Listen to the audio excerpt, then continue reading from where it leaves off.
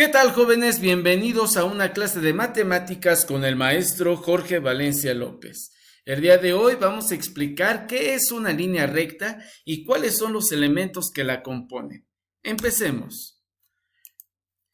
Decimos que una línea recta es una sucesión continua de un número infinito de puntos, tal que estos puntos siempre guarden la misma dirección.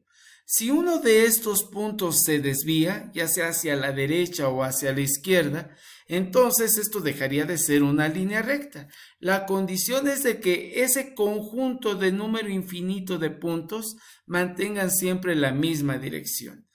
Decimos que una línea recta es la composición de un número infinito de puntos porque vean, aquí tengo una serie de puntos que están guardando la misma dirección. ¿Y qué pasa si yo doy un zoom alejándome de esta gráfica? Esa infinidad de puntos, ¿qué me va a dibujar? Pues creo que lo estamos viendo, ¿verdad? Nos dibuja una línea recta. Bien, algo que hay que puntualizar en la línea recta es que esta es adimensional. ¿Qué quiere decir esto? Que no la podemos medir, porque una línea recta se extiende de forma indefinida en ambos extremos que la componen. Entonces no tiene un inicio establecido y no tiene un final establecido. Es por eso que no la podemos medir. Y entonces aquí tenemos lo que es la definición de línea recta. Para dibujar una línea recta en el plano cartesiano, no tengo que dibujar un número infinito de puntos para trazar esa línea recta en nuestro plano cartesiano. De esa infinidad de puntos que contiene la línea recta, solo necesito conocer dos de ellos. Si yo ubico en el plano dos puntos conocidos de una línea recta, pues solo basta con unirlos con una regla y obtenemos la línea recta que la vamos a extender tanto como el espacio en el que la dibujemos nos lo permite. Pues bien, vamos a estudiar sus elementos. Empezamos con ángulo de inclinación. ¿Qué es un ángulo de inclinación? Este ángulo de inclinación de una línea recta me va a medir la apertura que tiene dicha línea con respecto a la horizontal. Siempre un ángulo de inclinación en una línea recta la vamos a medir con respecto a la horizontal, que en este caso la horizontal es nuestro eje X. Pues bien, es lo ideal medirla sobre el eje X, más sin embargo, si yo les pido, quiero que me midan el ángulo de inclinación en este punto, en el punto B, ¿qué tendremos que hacer? Pues tendríamos que dibujar una horizontal y entonces a la derecha de la recta mido la apertura dirigiéndome en contra de las manecillas del reloj hacia la recta. Y esa apertura, lo que mida en grados, en este caso, será el ángulo de inclinación. ¿Qué pasa ahora si yo les pido que me midan el ángulo en este punto, en el punto A? Pues lo mismo. Primero tendré que trazar una línea horizontal y a partir de ella, del lado derecho, me dirijo hacia la recta en contra de las manecillas del reloj y lo que mida esa apertura será el ángulo de inclinación. Bien, en este caso hicimos un ejemplo con una recta que está en forma ascendente, es decir, va creciendo de izquierda a derecha, va creciendo, va hacia arriba. ¿Cómo medimos el ángulo de inclinación de una recta que va decreciendo, es decir, que viene hacia abajo? Pues lo vamos a medir de la misma forma. Donde yo la mida necesito tener una recta horizontal para que a partir de ella, del lado derecho de la recta, me dirija en contra las manecillas del reloj hacia la recta y lo que mida esa apertura será el ángulo de inclinación.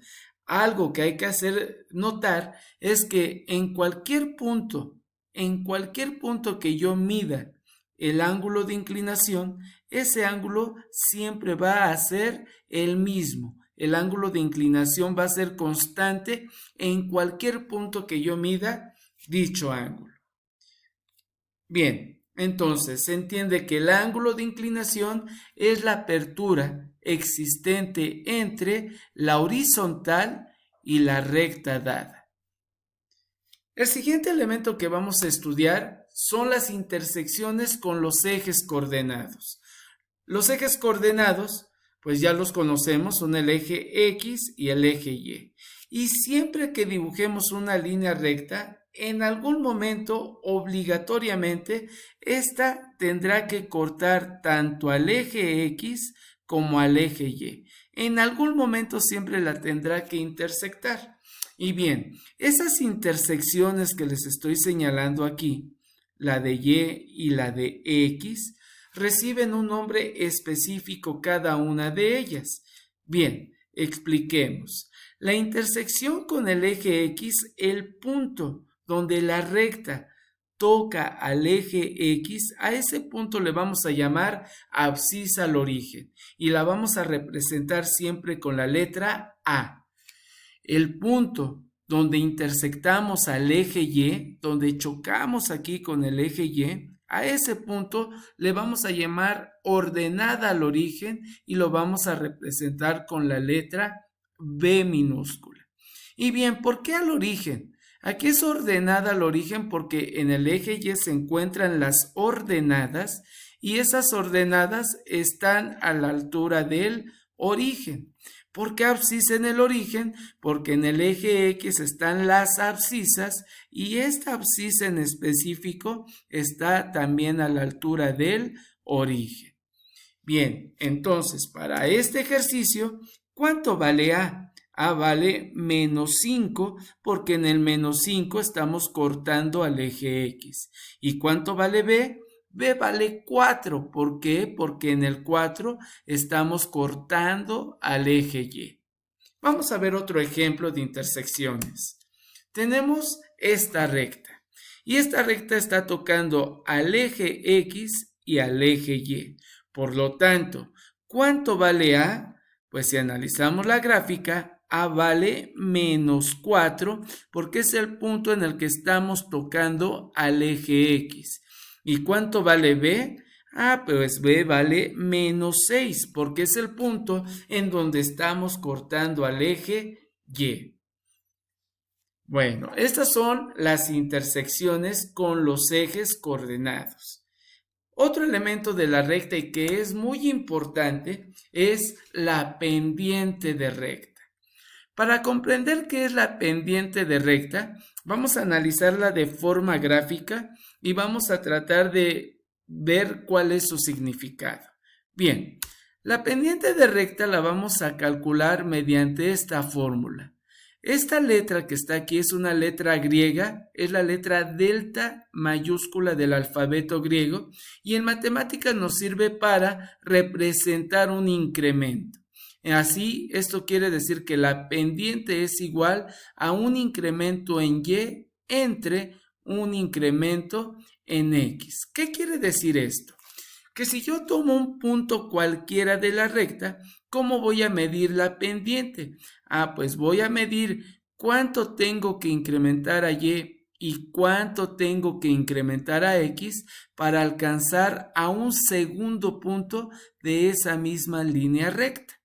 Entonces, para este caso, vemos que A tiene que incrementar a la Y en 2 unidades, 1 y 2 unidades. Y después tiene que incrementar a la X en 1, 2, 3 y 4 unidades. Así entonces, para este ejemplo, el incremento en Y fue 2, el incremento en X es 4. Por lo tanto, la pendiente en este caso vale 2/4. Hay que poner mucha atención aquí que en este caso el 2/4 se puede reducir. ¿Por qué? Porque es un quebrado en el que tanto numerador como denominador tienen mitad. Mitad de 2, 1, mitad de 4, 2. Entonces, este quebrado que habíamos obtenido se puede reducir como un medio y entonces la pendiente es igual a un medio. ¿Y cómo lo visualizamos en la gráfica un medio? Pues aquí lo vemos. Si tomo un punto, tengo que subir una unidad en Y y 2 en X para alcanzar a un segundo punto de la recta. La pendiente entonces vale 1/2. El 2/4 que habíamos calculado anteriormente se reduce a 1/2. Cabe señalar que una pendiente en una línea recta es constante, es decir, nunca va a cambiar.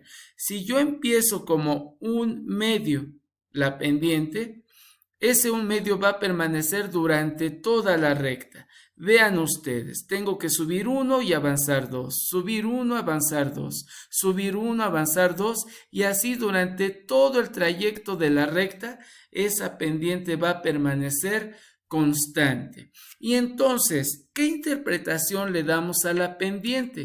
La pendiente no es otra cosa que una razón de cambio. Recuerden que aquí tenemos una división entre dos cantidades y una división la podemos llamar como una razón, por eso se le llama razón. ¿Y por qué de cambio? Porque aquí estamos visualizando cómo cambia la X conforme la Y también lo hace. Por cada unidad de Y que sufre, la X aumenta en 2 unidades. Entonces aquí tenemos una razón de cambio. Pues bien, vamos a analizar otro ejemplo. Otra cosa que quiero hacer notar aquí es que vean que la recta fue creciente, es decir, va ascendiendo, va hacia arriba y la pendiente fue positiva. Vamos a ver ahorita que con una recta que viene decreciendo, la pendiente entonces sería negativa porque vendría hacia abajo. Vean ustedes, aquí tenemos el ejemplo. Tenemos una recta que viene decreciendo, viene hacia abajo. Y entonces si tomo un punto cualquiera de esta recta, vemos que ahora en lugar de subir la Y tiene que bajar. Por lo tanto, el valor que baja se va a considerar negativo. Recuerden que todos los valores de Y que vienen hacia abajo se consideran negativos. Entonces, aquí como este valor tiene que ir hacia abajo, 4 unidades, ese 4 lo vamos a considerar negativo. Posteriormente, ya que estamos en este punto, la X tiene que avanzar 7 unidades. Por lo tanto, la pendiente, la delta Y vale -4, la delta X vale 7, la pendiente sería -4 entre 7. Entonces, recuerden que menos entre más da menos, y -4 entre 7 sería -4 séptimos. La razón de cambio en esta recta es de -4 séptimos. Por cada 4 unidades que baja la Y, la X avanza 7 unidades. Eso es lo que es la forma de interpretar a nuestra pendiente de recta. Pues bien, ya analizamos que en una recta que viene en forma ascendente, su pendiente es positiva. En cambio, en una recta que viene en forma decreciente hacia abajo, la pendiente entonces es negativa. ¿Qué pasa cuando la recta entonces es horizontal? Pues si es horizontal, la recta ni sube ni baja, por lo tanto, la pendiente se considera que tiene un valor de 0. Siempre en cualquier recta horizontal en donde se encuentre arriba, abajo, en medio, la pendiente de una recta horizontal siempre será 0. Y cuando tenemos una recta vertical, no hay forma de determinar su pendiente. Decimos que su pendiente está indeterminada. No la podemos determinar. No se puede medir. ¿Por qué? Porque esa pendiente tiende a un valor tan grande, que prácticamente se considera como infinito. Entonces, en una recta horizontal, su pendiente es 0. Una recta vertical, su pendiente está indeterminada. Pues bien, jóvenes, hasta aquí el video de hoy. Nos vemos en una siguiente clase.